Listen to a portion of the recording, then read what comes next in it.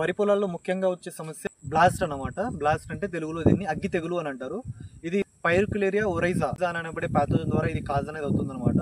ముఖ్యంగా ఇది ఏంటి అంటే అన్ని స్టేజెస్ లో కూడా ఇది అటాక్ అనేది కావడం జరుగుతుంటుంది. ఈ బ్లాస్ట్ అనేది 3 రకాలు ఉంటుంది అనమాట. అవి ఏంటి అంటే leaf blast, neck blast, node blast.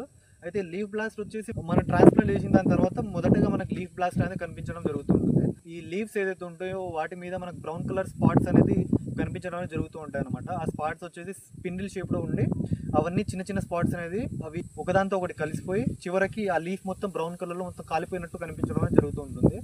And తర్వాత నోడ్ బ్లాస్ట్ అనేది ఇది మనకి కణుపుల వద్ద కనిపించడం అనేది జరుగుతూ ఉంటుంది.